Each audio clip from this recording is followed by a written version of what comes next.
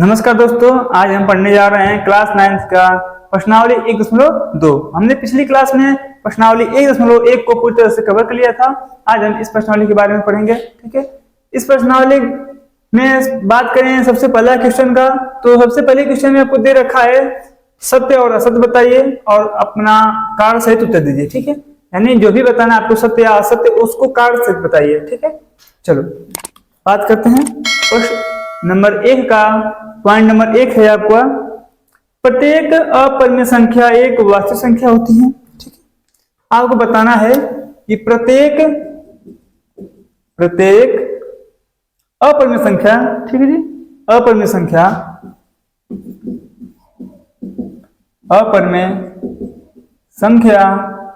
एक वास्तविक संख्या होती है।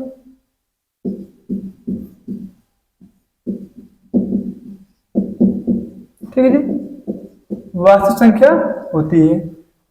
ठीक, देखो हमने पिछली क्लास में पढ़ा था कि जो वास्तविक संख्याएं होती हैं वह परिमेय संख्या और अपरिमेय संख्या का संग्रह होती हैं। यानी मैं बात करूं तो वह क्या होती हैं? परिमेय संख्या, ठीक है जी, और अपरिमेय संख्या से मिलकर बनती हैं। ठीक है जी, इसी को हम कहते हैं वास्तविक संख्या। मतलब साधारण भाषा में बोले तो जो परिमेय संख्या होती है और अपरिमेय संख्या, ठीक, इन दोनों को मिलाकर बोलेंगे एक शब्द में तो बोल देंगे वास्तविक संख्या। ठीक है जी, तो ये बताओ, इसमें पूछ रखा है हमसे प्रत्येक अपरिमेय संख्या एक वास्तविक संख्या होती है। ठीक है, अब ये बताओ प्रत्येक अपरिमेय संख्या की बात कर रहा है, तो बताओ सभी की सभी अपरिमेय संख्या, ठीक, एक वास्तविक संख्या होगी? तो जाहिर सी बात होगी, क्योंकि इसी के अंडर में आ रहा है। ये जो अपरिमेय संख्या है किसके अंडर में आ रहा है? अपरिमेय संख्याएं के, ठीक है, सॉरी, वास्तविक संख्याएं के अंडर में आ रहा है। ठीक, चूंकि वास्तविक संख्याएं जो होती हैं वह परिमेय संख्या और अपरिमेय संख्या का संग्रह होती है, अतः ये हमारा जो कथन है वो सत्य है। ठीक, चलो कार्य सहित हमको उत्तर लिखना है। अगर कार्य नहीं लिखना होता तो हम डायरेक्ट बोल देते हैं कि यह जो कथन है वो हमारा सत्य है। क्योंकि कार्य लिखना है तो कार्य सहित लिखेंगे। देखो लिखेंगे, क्योंकि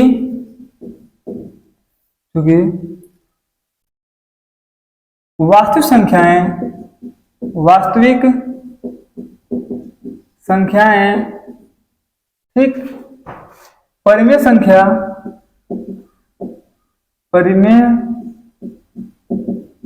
संख्याएं तथा अपरिमेय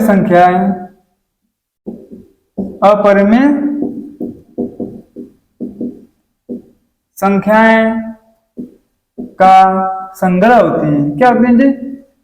संग्रह होती है। अतः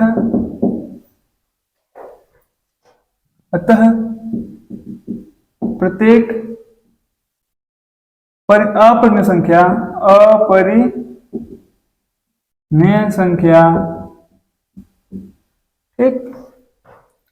एक वास्तविक संख्या होगी, एक वास्तविक संख्या होगी। ठीक है जी, इस प्रकार या फिर इसलिए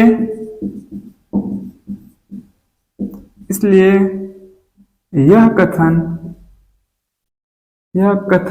सत्य है। ठीक है जी, क्या है? सत्य है। चलो ये हो गया आपका प्रश्न नंबर पहला का पहला पॉइंट है। बात करेंगे प्रश्न नंबर पहले के दूसरे पॉइंट के, तो आपको दे रखा है संख्या रेखा का प्रत्येक बिंदु कड़ी में यम के रूप का होता है जहां यम एक प्राकृतिक संख्या है। ठीक है, आपको ये बताना है कि जो संख्या रेखा होती है, संख्या रेखा आप जानते होंगे। ठीक है जी, मान लो संख्या रेखा है, ये होगी 0 1 2 3 4 5, 1 -2 -3 -4, ठीक है, -5। अब इसमें हमको बोल रहा है इस कथन में कि जो संख्या रेखा होता है उसकी प्रत्येक बिंदु कड़ी में यम के रूप का होता है। ठीक है, जहां यम एक जहां यम क्या है, यम एक प्राकृतिक संख्या है, प्राकृतिक संख्या है। ठीक है, तो ये बताओ ये कथन सत्य है? देखो हमने मान लिया आप एक को लिख सकते हो, ठीक, एक को हम लिख सकते हैं कड़ी में एक, दो को लिख सकते हो कड़ी में दो, ठीक है, कोई दिक्कत ना, सॉरी दो को लिख सकते हैं कड़ी में चार, ठीक है, एक सेकेंड रुक जाओ, कड़ी में चार, ठीक है, एक को हमने कड़ी में एक लिख दिया और कड़ी में दो लिख दिया, कड़ी में चार को, ठीक, इसके बीच में दो और बिंदु आएंगे, अगर हम कड़ी में यम के रूप में लिखें तो आपका आएगा कड़ी में दो और कड़ी में तीन, ठीक है। इसकी बात करें तो इसकी हमको वैल्यू निकालेंगे तो आ जाएगा एक, इसकी बात करें तो इसकी आ जाएगा 1.414, ठीक है, इसकी बात करें तो इसका आ जाएगा 1.732 और इसकी बात करें तो ये हो जाएगा दो। यानी अगर हम इस रूप में लिखेंगे तो हमारा एक और दो, ठीक, एक और दो तक के बीच में बस चार आपको मिलेंगे बिंदु, ठीक है। लेकिन हमें ये ज्ञात है कि संख्या रेखा पे एक और दो के बीच में अनंत संख्याएं होते हैं, ठीक है, एक और दो के बीच में अनंत परिमेय संख्याएं होती हैं या फिर संख्याएं होती हैं। तो उस मतलब हम बहुत करेंगे, इसको लिख सकते हैं, इसको लिख सकते हैं, इसको लिख सकते हैं, इसको लिख सकते हैं, ठीक है, इस रूप में।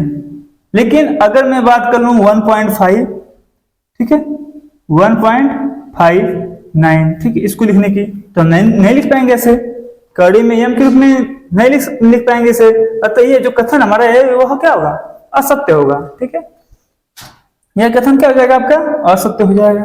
ठीक, चलो अब मैं ऐसा करता हूं आप समझ गए, जैसे मान लो इन दोनों के बीच की बात करें तो 1.313 या फिर 4, इसको बात करें तो इसको भी नहीं लिख पाएंगे हम, बहुत सारी ऐसी संख्याएं होंगी जिसे हम कड़ी में यम के रूप में नहीं लिख पाएंगे, अतः यह कथन हमारा क्या होगा, असत्य होगा, ठीक है, असत्य, ठीक है। देखो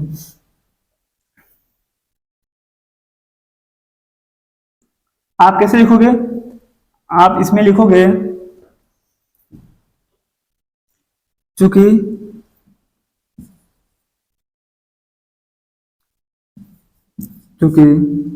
कड़ी में 1, ठीक, कड़ी में 2, ठीक, तथा कड़ी में 3, ठीक, इन सभी संख्याओं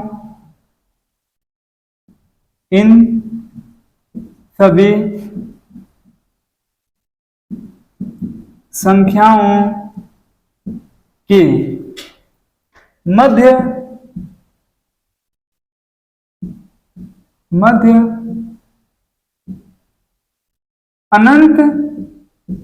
अनंत संख्याएं या फिर बिंदुएं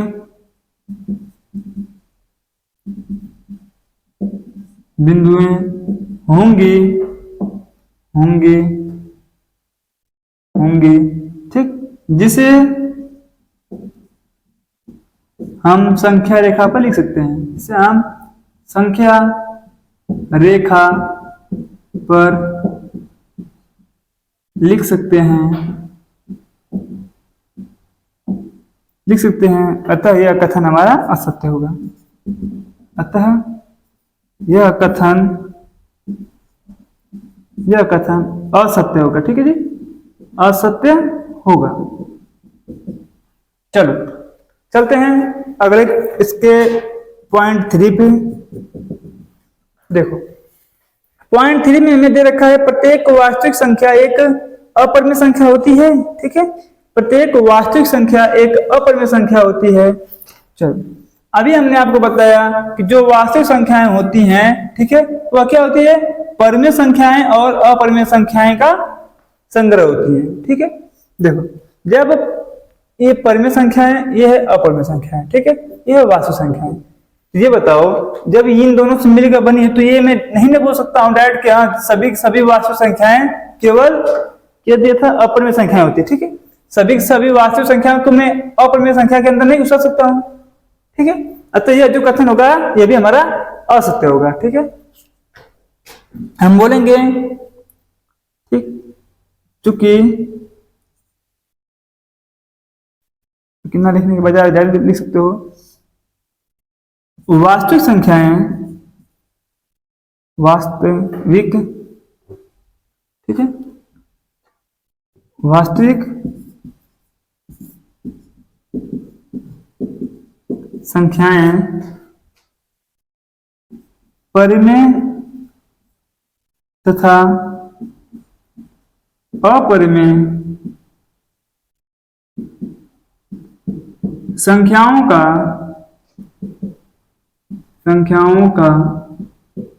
संग्रह होती हैं, संग्रह होती हैं, ठीक है।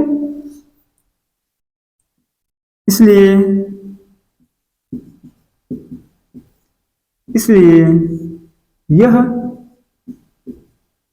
आवश्यक नहीं है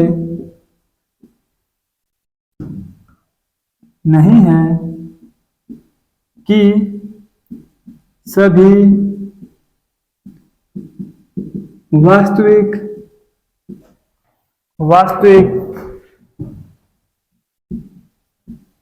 संख्या एक अपरिमेय संख्या होगी, ठीक है, एक अपरिमेय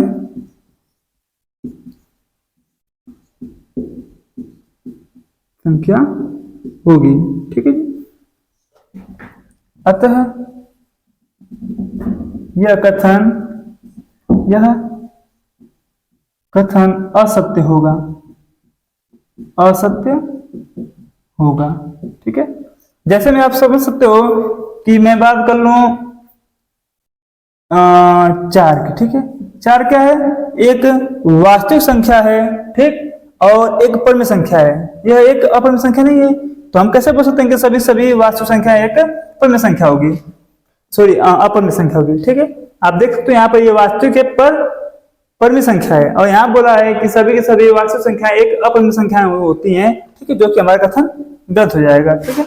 चलो, इस प्रकार प्रश्न नंबर 1 हमारा कंप्लीट हुआ। चलते हैं प्रश्न नंबर 2 पे।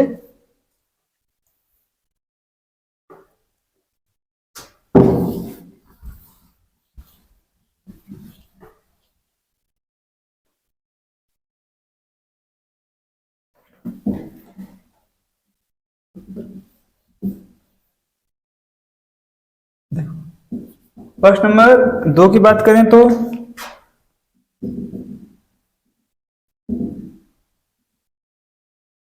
देखते हैं क्या दिया है। देखो, इसमें दे रखा है आपको कि क्या सभी धनात्मक पूर्णांकों के वर्गमूल अपरिमेय संख्या होती हैं, ठीक है। क्या सभी धनात्मक पूर्णांकों के वर्गमूल अपरिमेय संख्या होती है? यदि नहीं तो ऐसी संख्या के वर्गमूल का उदाहरण दीजिए जो एक परिमेय संख्या है, ठीक है। आप देखो, बोल रहा है सबसे पहले हम बोलेंगे नहीं, ठीक है। क्या बोलेंगे? नहीं सभी धनात्मक पूर्णांकों का वर्गमूल धनात्मक पूर्णांकों का वर्गमूल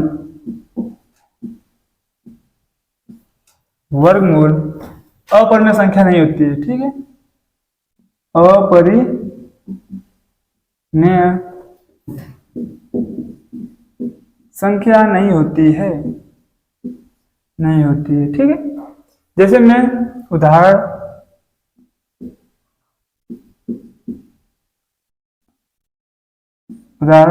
ठीक है, देखो उदाहरण के तौर पर आप ले सकते हो कड़ी में 4, ये क्या है? इसको हम इसका वर्गमूल निकालेंगे तो प्लस माइनस 2 आएगा, जो कि प्लस 2 भी क्या हमारा परिमेय संख्या है और माइनस 2 भी परिमेय संख्या है, ठीक है। इसी प्रकार बात करें कड़ी में 9 प्लस माइनस 3, ठीक है। कड़ी में 16 प्लस माइनस आपका आ जाएगा 4, ठीक है। कड़ी में 25 प्लस माइनस 5, ठीक है। किसी भी संख्या को आप ले लोगे जिसका वर्गमूल पूरा पूरा निकल जाएगा वह परिमेय संख्या में आएगी, ठीक है। क्योंकि हमारा इसलिए हमारा ये कहना गलत होगा कि सभी धनात्मक पूर्णांकों का वर्गमूल अपरिमेय संख्या होती है, ठीक है। अगर यही बात करेंगे कड़ी में 3 की तो क्या हो जाएगा? बोलेंगे आप अपरिमेय, ठीक है। ये हो जाएगा कड़ी में 7, कड़ी में 5, कड़ी में 2, ठीक है। सभी हो जाएगा आपका अपरिमेय संख्या, ठीक है। चलो, लेकिन अगर ये रहेंगे सब के सब परिमेय संख्या होंगे तो सभी धनात्मक पूर्णांकों का वर्गमूल अपरिमेय संख्या नहीं होता है। ठीक, चलो आगे चलते हैं। क्वेश्चन नंबर 3 इस चैप्टर का अंतिम क्वेश्चन है। ठीक है, क्वेश्चन नंबर 3।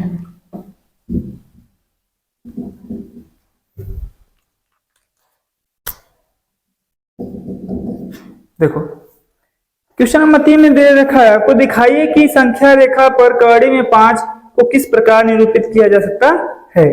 ठीक है जी, कड़ी में 5 को आपको संख्या रेखा पर निरूपित करना है। आप लिखोगे हमें ज्ञात है कि 5 बराबर 4 प्लस 1। ठीक है, ये होगा। चलो हम इसको 5 को मैं ऐसे लिख सकता हूं, कड़ी में 5 का स्क्वायर, देखो स्क्वायर से कड़ी कट जाएगा, 5 बचेगा, बराबर 4 को मैं ऐसे लिख सकता हूं 2 के स्क्वायर 2। ठीक है, 2 के पावर 2। ठीक है, 2 के पावर 2 यानी 2 का स्क्वायर प्लस 1 को हम ऐसे लिख सकते हैं 1 का स्क्वायर। ठीक है, अब देखो अब आपको यह दिखाई दे रहा होगा एक पाइथागोरस प्रमेय। ठीक है, क्या दिखाई दे रहा है आपको? पाइथागोरस प्रमेय। ठीक है, चलो अब हम संख्या रेखा पर हमको प्रदर्शित करना है, निरूपित करना है, अतः हम एक संख्या रेखा लेंगे। ठीक है, संख्या रेखा, ठीक है, खींचेंगे।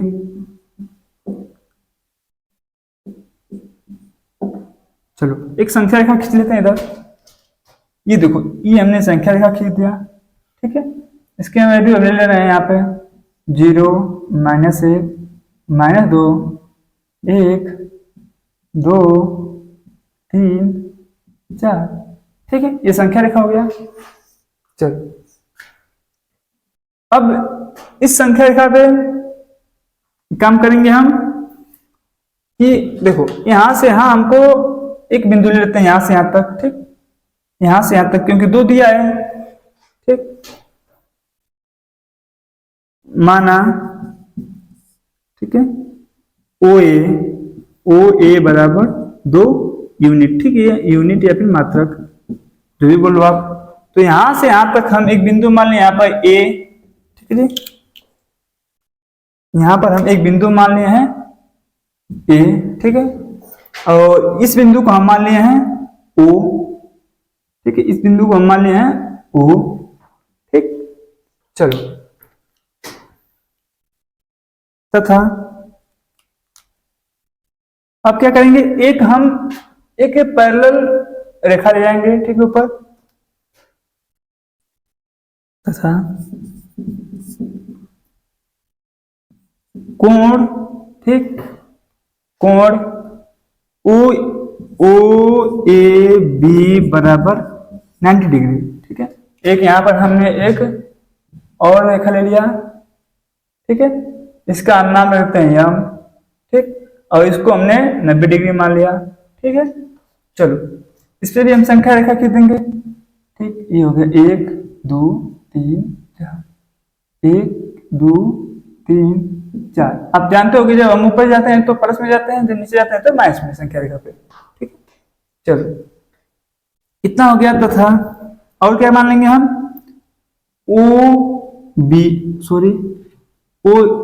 ए बी मान लेते हैं। ठीक है, ए बी, यहां से यहां तक की दूरी को हम मान लेते हैं 1 यूनिट। ठीक, यानी यहां पर हम एक बिंदु और मान लिए हैं बी। ठीक है, बी यहां पर मान लिए हैं। अब देखो ओ से या फिर ओबी रेखा मिलाने पर, ओबी रेखा मिलाने पर, ठीक है जी, इसको हम मिला देंगे। अब इसको हमने मिला दिया इससे।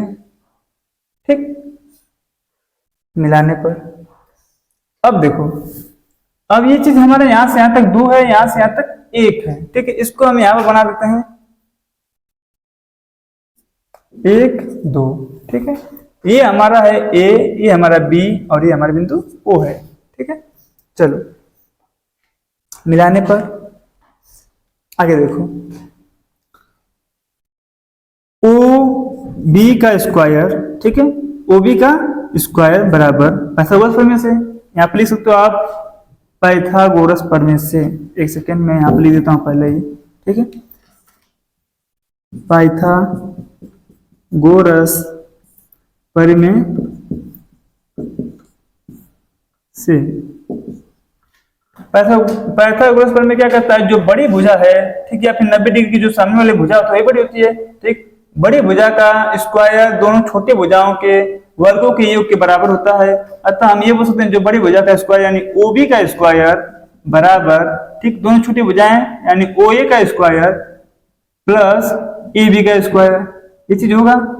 ठीक है, बराबर हम बोल सकते हैं ओ ए का मान हम रख चुके हैं, कितना है, कहाँ गया, ओ ए बराबर 2, ठीक है, 2 का स्क्वायर प्लस ए बी का मान 1 है। ठीक है, 1 का स्क्वायर बराबर, यहां से 2 का स्क्वायर 4 हो जाएगा प्लस 1 का स्क्वायर 1 होगा। ठीक है, जोड़ देंगे तो 4 और 1 5 हो जाएगा। ठीक है, मतलब अब आपको यहां से ओ बी का स्क्वायर बराबर आपका आ गया 5। ठीक है, अब स्क्वायर को हम उस साइड भेजेंगे तो ओ बी बराबर आ जाएगा हमारा कड़ी में 5। ठीक है, तो यहां से यहां तक की दूरी हमें ज्ञात हो गया कड़ी में 5, और हमें ज्ञात करना था, मतलब संख्या रेखा पर निरूपित करना था कड़ी में 5 को। ठीक है, चलो ऊपर का हिस्सा मैं मिटा देता हूं, छोड़ो इसको, देखो ऊपर का हिस्सा में ये थोड़ा सा मिटा देता हूं। आप लिखोगे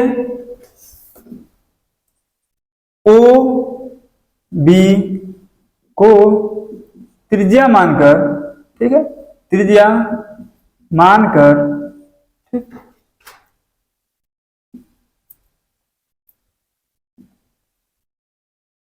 संख्या रेखा पर निरूपित करते हैं।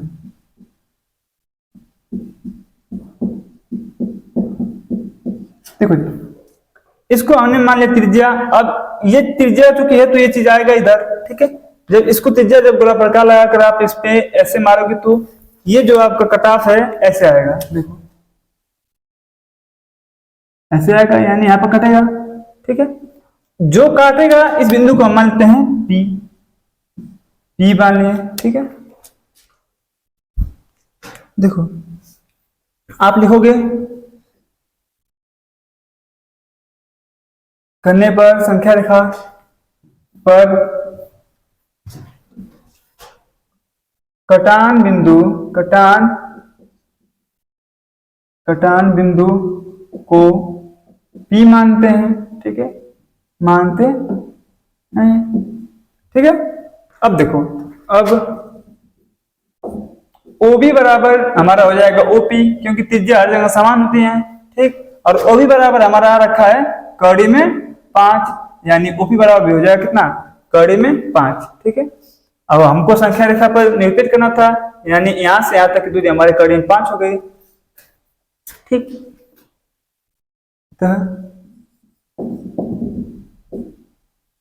कड़ी में 5, ठीक, बराबर, सॉरी, OP बराबर कड़ी में 5 है, जो कि संख्या रेखा पर निरूपित हो गई। संख्या रेखा पर निरूपित हो गई, निरूपित हो गई। ठीक है, चलो इस प्रकार ये वाला क्वेश्चन हमारा समाप्त होगा। ठीक, चलो थोड़ा सा मिटा के और बता देता हूँ इस टाइप का और एक दो क्वेश्चन। ठीक, देखो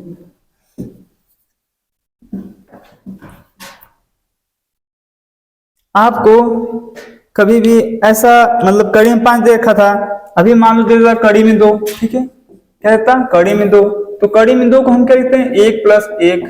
ठीक, जिसका हम वर्ग निकाल सकते हैं। अब देखो, अब एक काम करेंगे, ये चीज हमारा बन जाएगा ऐसे, ये 1 है, ये 1 है, तो ये हमारा कितना हो जाएगा 2। कड़ी में 2। अब इसको हम चाहेंगे तो गोला प्रकार लगाएंगे और त्रिज्या मानकर संख्या रेखा लेकर चले जाएंगे। ठीक, मान लो हमको कड़ी में 2 नहीं दिया, हमको दे दिया कड़ी में 3, तो हम क्या करेंगे, कड़ी में 2 मान लेंगे 1। ठीक है, देखो नीचे कड़ी में 2 है, कड़ी में 2 प्लस 1 मान लेंगे। ठीक है, अब देखो इसका हम करेंगे ऐसे। ठीक, यहाँ पर हो जाएगा 1 और ये हो गया 90 डिग्री। ठीक, जब इसको हम करेंगे, जब इसको हम मिलाएंगे ये चीज, तो पाइथागोरस प्रमेय से इन दोनों का वर्ग करेंगे तो इसका 2 हो जाएगा प्लस इसका 1 हो जाएगा, यानी 3 हो जाएगा आपका। ठीक है, तो ये चीज हमारा हो जाएगा कड़ी में 3।